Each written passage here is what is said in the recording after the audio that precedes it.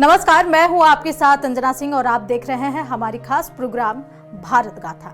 आज हम बात करेंगे झारखंड के बारे में। झारखंड भारत का एक ऐसा राज्य है जो प्राकृतिक सौंदर्य, सांस्कृतिक विविधता और ऐतिहासिक विरासत का अनोखा संगम प्रस्तुत करता है। यह भूमि भगवान बिरसा मुंडा जैसे महान योद्धाओं की है, जिन्होंने न केवल अंग्रेजों के विरुद्ध संघर्ष किया बल्कि आदिवासी समाज के अधिकारों के लिए भी आवाज उठाई। झारखंड की स्थापना बिहार पुनर्गठन अधिनियम द्वारा 15 नवंबर 2000 को हुई थी, जो कि महान भगवान बिरसा मुंडा की जयंती का दिन है। झारखंड 15 नवंबर 2000 को भारत संघ का 28वें राज्य का हिस्सा बना। अब आपको जानना चाहिए कि जब पृथ्वी की उत्पत्ति हुई तो सबसे पहला भूभाग जो समुद्र से बाहर आया वो झारखंड का सिंहभूम क्षेत्र था। लगभग 3.2 से 3.3 अरब वर्ष पहले का समय माना जाता है। जब पूरी दुनिया पानी में डूबी हुई थी तब धरती का यह हिस्सा सबसे पहले पानी से ऊपर उभरा था।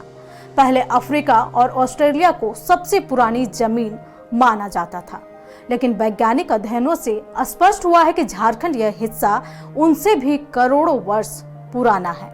ऑस्ट्रेलिया की प्रमुख वैज्ञानिक प्रियदर्शी चौधरी ने भारत के सिंहभूम क्रेटन नाम के क्षेत्र की बहुत पुरानी चट्टानों का अध्ययन किया। यह क्षेत्र पृथ्वी के स्थिर भूभाग का हिस्सा माना जाता है।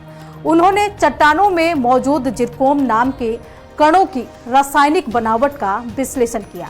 इससे यह पता चला कि ये कण नदियों और समुद्रों से जुड़े वातावरण में बने थे, यानी उस समय जमीन समुद्र के ऊपर थी। वो जमीन झारखंड का सिंहभूम क्षेत्र का भूभाग था। अब आपको झारखंड के इतिहास के बारे में जानना चाहिए। झारखंड का इतिहास एक लंबी और संघर्षपूर्ण यात्रा को दर्शाता है। झारखंड भारत का 28वां राज्य है, जो अपने समृद्ध खनिज संसाधनों और वनस्पतियों के लिए प्रसिद्ध है। राज्य का नाम 2 शब्दों से मिलकर बना है, झार जिसका अर्थ है वन और खंड जिसका अर्थ है भूभाग। झारखंड एक ऐसा राज्य है जो अपनी प्राकृतिक सुंदरता, सांस्कृतिक विरासत और आर्थिक समृद्धि के लिए भी जाना जाता है। यह क्षेत्र प्राचीन काल से ही वनों से आच्छादित रहा है, जिसे प्राचीन ग्रंथों में वायु पुराण में मुरंड या कीकट प्रदेश कहा जाता है। महाभारत में इसे कर्कखंड और अन्य ग्रंथों में कुकुटलाड कहा गया है। झारखंड का पुराना नाम मुख्य रूप से कुकरा या खुखरा, छोटा नागपुर और कर्क खंड था। महाभारत में इसे पुंडरीक देश या कर्क खंड भी कहा गया है। मुगल काल में इसे कोकरा या खुखरा के नाम से भी जाना जाता था, जबकि प्राचीन ग्रंथों में इसे पुंड्र कहा गया है। वही 13वीं सदी के साहित्य में पहली बार झारखंड शब्द का उल्लेख मिलता है। यहाँ प्राचीन काल में जैन और बौद्ध धर्म का गहरा प्रभाव था, जिसका अवशेष चतरा केटखोरी और पश्चिमी सिंहभूम के बेनू सागर में मिलते हैं। वहीं मध्यकाल में छोटा नागपुर नागवंशी राजाओं और चेरो वंश के शासन में था। मुगलों, विशेषकर अकबर के समय में यह क्षेत्र अपनी हीरो और खनिजों के लिए जाना जाता था। तो वहीं औपनिवेशिक काल में 18वीं शताब्दी के अंत में अंग्रेजों का प्रवेश हुआ। आदिवासियों ने अपनी संस्कृति और भूमि को बचाने के लिए कई विद्रोह किए, जिनमें प्रमुख विद्रोह हैं 20वीं सदी में राज्य निर्माण आंदोलन की मांग, मुख्यतः आदिवासी समुदायों को बेहतर प्रतिनिधित्व देने के लिए उठी। जयपाल सिंह मुंडा जैसे नेताओं ने इसके लिए मजबूत नींव रखी। 1970-80 के दशक में आंदोलन तेज हुआ और झारखंड 15 नवंबर 2000 को अलग राज्य बना। भौगोलिक स्थिति की बात करें तो झारखंड के उत्तर में बिहार, पूर्व में पश्चिम बंगाल, पश्चिम में दक्षिण और यूपी है, तो वहीं दक्षिण में ओडिशा से राज्य की सीमा लगती है। खनिज संसाधनों से भरपूर होने की वजह से इसे भारत का रूर भी कहा जाता है। यहाँ भारत के कुल खनिज उत्पादन का 40% से अधिक हिस्सा पाया जाता है। अब आपको झारखंड के अनुसूचित जनजातियों के बारे में भी जानना चाहिए। झारखंड में कुल 32 अनुसूचित जनजातियां निवास करती हैं, जिनमें से 8 आदिम जनजातियां हैं। 2011 की जनगणना के मुताबिक राज्य की 26.2% आबादी यानी कि 86,45,000 लोग जनजाति हैं। इनमें से 91% ग्रामीण और 9% शहरी क्षेत्रों में रहते हैं। इनमें प्रमुख जनजातियों में संताल, उरांव, मुंडा, हो और खड़िया शामिल हैं। झारखंड की सबसे बड़ी अनुसूचित जनजाति संथाल है। ये संथाली भाषा बोलती है। इनकी आबादी 28,24,886 है। इनका निवास दुमका, देवघर, गोड्डा, साहेबगंज, पाकुड़, जामताड़ा सहित पूर्वी सिंहभूम और सरायकेला में भी है। यह राज्य की कुल जनजातीय आबादी का लगभग 35% हिस्सा से बनती है। वहीं उरांव जनजाति झारखंड की दूसरी सबसे बड़ी जनजाति है। ये कुड़ुक भाषा बोलती हैं। इनकी आबादी 17,44,799 है और ये जनजाति रांची, गुमला, लोहरदगा, लातेहार और सिमडेगा में निवास करती हैं। वहीं मुंडा झारखंड की तीसरी सबसे बड़ी जनजाति है। ये मुंडारी भाषा बोलते हैं। इनकी आबादी 12,52,298 है। इनका निवास रांची, खुट्टी, गुमला, सिमडेगा और पश्चिमी सिंहभूम है। बात करें अब झारखंड की चौथी सबसे बड़ी जनजाति की, तो वो हो जनजाति है। इनकी आबादी 9,39,509 है और इनका निवास पश्चिमी सिंहभूम, सरायकेला, खारसावा और पूर्वी सिंहभूम है। इसके बाद खड़िया, लोहरा, भूमेज, महली, वेदिया, चेरो, चिकबड़ाई, किसान, बिंजिया, गोराइद, करमाली, बैगा, बथुड़ी, बंजारा, गोंड, खरवार, खोंड, कोल और खोरा जनजाति है। अब आपको झारखंड की 8 आदिम जनजातियों के बारे में भी जानना चाहिए। सबसे पहले इसमें असुर जनजाति आती है। इसे राज्य की सबसे प्राचीन जनजाति माना जाता है। इनका पारंपरिक पेशा लोहा गलाना और औजार बनाना है। वहीं बिरहोर जनजाति की बात करें तो यह घुमक्कड़ और आखेटक शिकारी प्रवृत्ति वाली जनजाति है, जो मुख्यतः रस्सी और टोकरी बनाने का काम करती है। बात अब बिरजिया जनजाति की करें तो यह मुख्य रूप से छोटा नागपुर क्षेत्र में निवास करते हैं और एक अत्यंत पिछड़ी जनजाति है। अब आपको कोरबा जनजाति के बारे में भी जानना चाहिए, जो जंगलों से कंद मूल इकट्ठा करने और लकड़ी काटने का काम करती है। वहीं सबर, परहैया, सौरिया पहाड़िया और माल पहाड़िया जनजाति है। माल पहाड़िया लोग भारत के द्रविड़ जातीय समूह से हैं, जो मुख्य रूप से झारखंड और पश्चिम बंगाल राज्यों में रहते हैं। वे राजमहल पहाड़िया के मूल निवासी हैं। भारत की 2011 की जनगणना के अनुसार झारखंड में इन आदिम जनजातियों की कुल जनसंख्या लगभग 1,92,000 है, जो राज्य की कुल आदिवासी आबादी का एक छोटा हिस्सा है, जो झारखंड की कुल जनसंख्या का 26.2% है। अब आपको जानना चाहिए झारखंड के विद्रोह के बारे में। झारखंड के विद्रोह की एक लंबी और गौरवशाली परंपरा रही है, जिसे आदिवासी विद्रोह या जनजातीय विद्रोह भी कहा जाता है। 1767 ईस्वी में अंग्रेजों के प्रवेश से लेकर 1900 ईस्वी तक यहाँ के मूल निवासियों ने जल, जंगल, जमीन की रक्षा और बाहरी शोषण के खिलाफ कई विद्रोह हुए। अब आपको झारखंड के इस विद्रोह के बारे में जानना चाहिए। सबसे पहला विद्रोह चुआड़ विद्रोह को माना जाता है। चुआड़ विद्रोह कोई एक घटना नहीं थी, बल्कि 6 दशकों तक चलने वाला आंदोलनों की एक श्रृंखला थी। दीवानी अधिकार, पारंपरिक अधिकारों का हनन और पाइकों की बेदखली ने विद्रोह को जन्म दिया। 1765 में अंग्रेजों द्वारा बंगाल, बिहार, ओडिशा की दीवानी अधिकार प्राप्त करने के बाद उन्होंने नई और कठोर भू राजस्व नीतियां लागू की। स्थानीय जमींदारों और उनके पारंपरिक सैनिकों, पाइक या सरदार जो जमीन की रखवाली करते थे, कि जमीनें छीनकर कंपनी के अधिकारियों को दी जाने लगी, जिसको लेकर विद्रोह की पहले चरण की शुरुआत रघुनाथ महतो के नेतृत्व में 1767 में हुई और 1778 तक चली। रघुनाथ महतो ने स्थानीय आदिवासियों को जागरूक कर जंगल और जमीन को बचाने का नारा दिया। इसके बाद जगन्नाथ सिंह पातर ने भी हजारों भूमिज आदिवासियों का नेतृत्व किया। वहीं दूसरा चरण 1798 में शुरू हुआ और 1799 तक चली। इस समय यह विद्रोह अपने चरम पर था। रानी शिरोमणि और दुर्जन सिंह ने अंग्रेजों के खिलाफ विद्रोह का नेतृत्व किया। वहीं तीसरा और अंतिम चरण 1832 में शुरू हुई और 1833 तक बांकुड़ा, मिदनापुर, मानभूम और धालभूम क्षेत्र में चली। गंगा नारायण सिंह के नेतृत्व में हुए संघर्ष ने इस विद्रोह को नया आयाम दिया, जिसके परिणाम स्वरूप ईस्ट इंडिया कंपनी को अपनी दमनकारी नीतियों को बदलना पड़ा और विद्रोह के दबाव में भूमि, आबकारी और जंगल से जुड़े कई काले कानूनों को वापस लिया गया और जंगल महल जिले का गठन किया गया।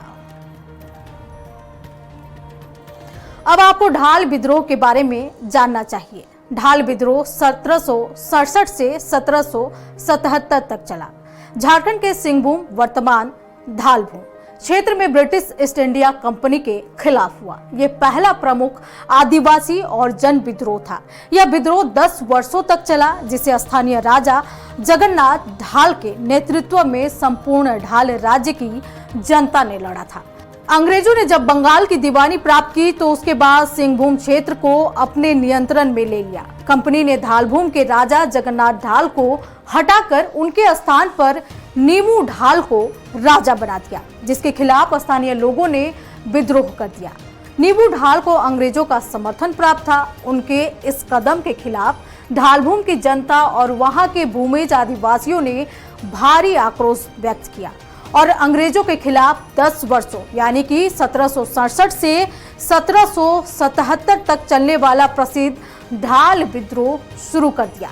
विद्रोह का परिणाम यह निकला कि अंग्रेजों को विवश होकर धालभूम के अपदस्थ राजा जगन्नाथ ढाल को दोबारा राज्य का राजा घोषित करना पड़ा। इससे आदिवासियों और स्थानीय लोगों के लंबे प्रतिरोध की जीत हुई और कंपनी शासन को झुकना पड़ा। अंग्रेजों ने जगन्नाथ ढाल के साथ समझौता किया और उनसे कर की निश्चित राशि वसूल करना स्वीकार किया। अब आपको पहाड़िया विद्रोह के बारे में भी जानना चाहिए। पहाड़िया विद्रोह 1772 में संथाल परगना के राजमहल की पहाड़ियों में रहने वाले पहाड़िया जनजातियों द्वारा ब्रिटिश औपनिवेशिक शासन और उनकी विस्तारवादी नीतियों के खिलाफ किया गया। यह पहला व्यापक जनजातीय विद्रोह था जो अंग्रेजों द्वारा उनकी पारंपरिक स्वायत्तता में दखल अंदाजी को लेकर जगन्नाथ देव और रानी सर्वेश्वरी के नेतृत्व में 1782 तक चला। इस विद्रोह का मुख्य परिणाम ये निकला कि अंग्रेजों ने विद्रोह के हिंसक दमन के बजाय शांति और तुष्टीकरण की नीति अपनाई, जिसके तहत पहाड़ी सरदारों को वार्षिक भत्ता दिया जाने लगा। साथ ही पहाड़िया क्षेत्रों को 1824 में दामिने को घोषित कर उनके भूमि अधिकारों को सुरक्षित रखने का प्रयास किया गया। अब आपको तिलका आंदोलन के बारे में भी जानना चाहिए। तिलका आंदोलन का नेतृत्व तिलका माझी ने 1783 से 1785 के दौरान संथाल क्षेत्र में ब्रिटिश शासन के विरुद्ध किया था। ब्रिटिश शोषण के विरुद्ध विद्रोह का नेतृत्व किया।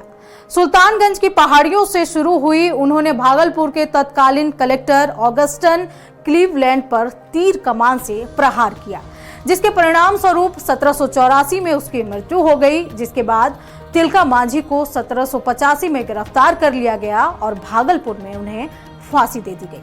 आंदोलन के परिणाम स्वरूप ईस्ट इंडिया कंपनी की दमनकारी नीतियों को करारा झटका लगा। तिलका माझी की शहादत और विद्रोह के दमन के साथ ही यह आंदोलन समाप्त हो गया, लेकिन इससे आदिवासियों में गहरी राजनीतिक चेतना जगी। इससे प्रथम स्वतंत्रता संग्राम की प्रेरणा मिली।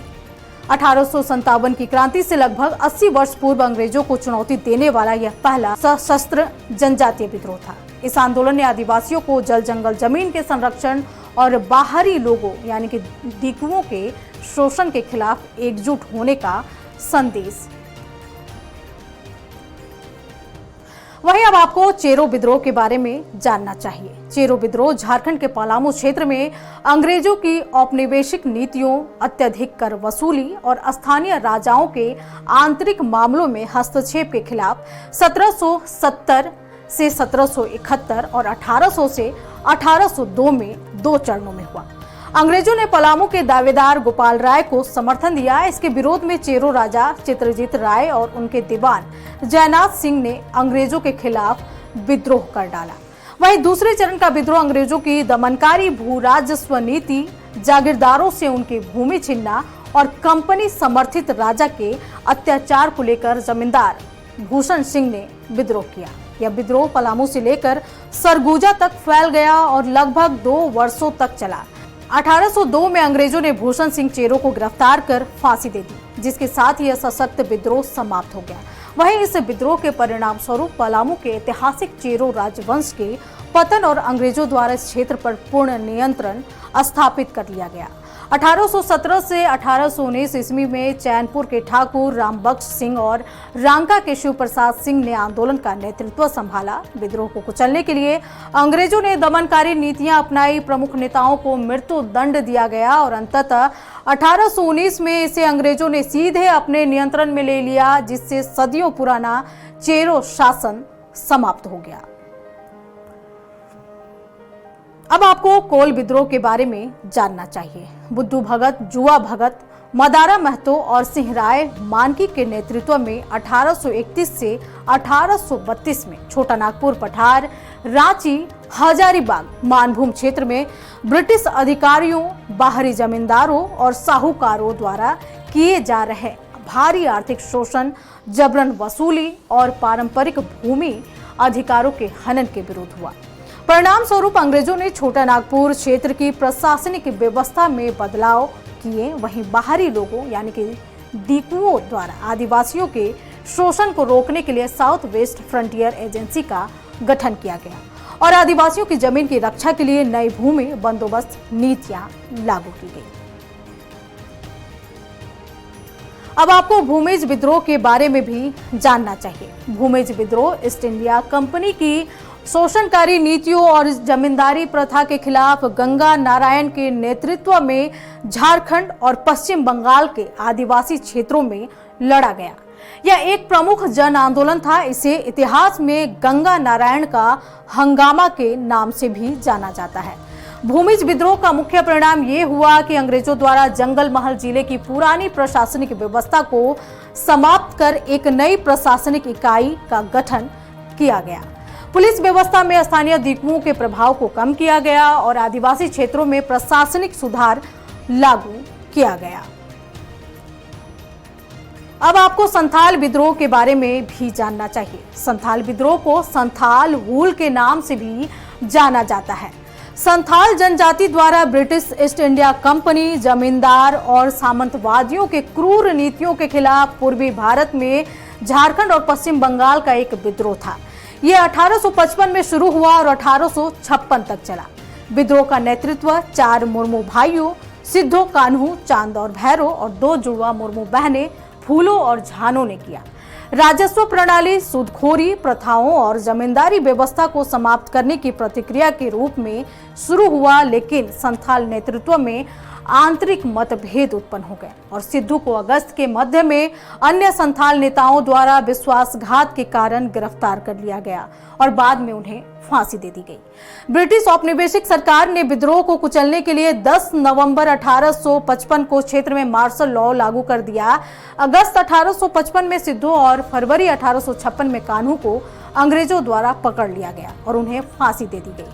उनके अन्य भाई चांद और भैरव भी लड़ते हुए वीरगति को प्राप्त हो गए। परिणाम स्वरूप अंग्रेजों ने भागलपुर और बीरभूम के क्षेत्रों को मिलाकर संथाल परगना नाम से एक अलग जिला बनाया, ताकि बाहरी लोगों यानी कि दीकुओं का हस्तक्षेप रोका जा सके और बाद में संथालों की भूमि को बाहरी लोगों से बचाने के लिए संथाल परगना टेनेंसी एक्ट यानी कि एसपीटी एक्ट कानून बनाए गए।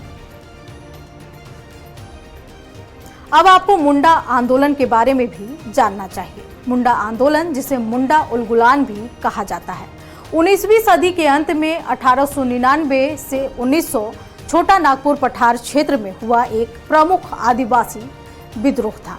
इसका नेतृत्व बिरसा मुंडा ने किया था।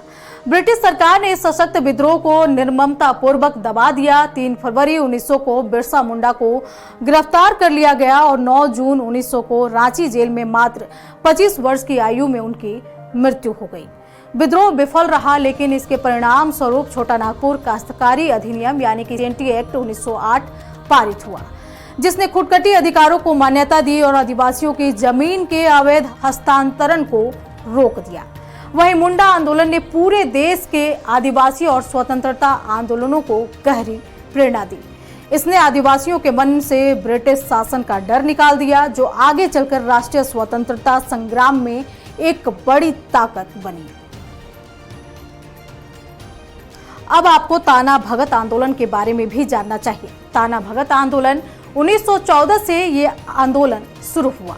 ब्रिटिश भारत के छोटा नागपुर क्षेत्र में स्थानीय ब्रिटिश अधिकारियों की नीतियों और जमींदारों की शोषणकारी और व्यापारिक व्यवस्थाओं के खिलाफ एक आंदोलन था, जो मुख्य रूप से उरांव जनजातियों द्वारा चलाया गया। ताना भगत महात्मा गांधी के अनुयायी हैं और अहिंसा में विश्वास रखते हैं। दिसंबर 1920 में ताना भगत आंदोलन भारतीय राष्ट्रवादी आंदोलन और सत्याग्रह आंदोलन में एकीकृत हो गए, जिससे कि ताना भक्तों ने असहयोग आंदोलन का पूर्ण समर्थन किया और अहिंसक बने रहे। भारत गाथा के झारखंड श्रृंखला में इतना ही। मुझे दीजिए इजाजत। नमस्कार।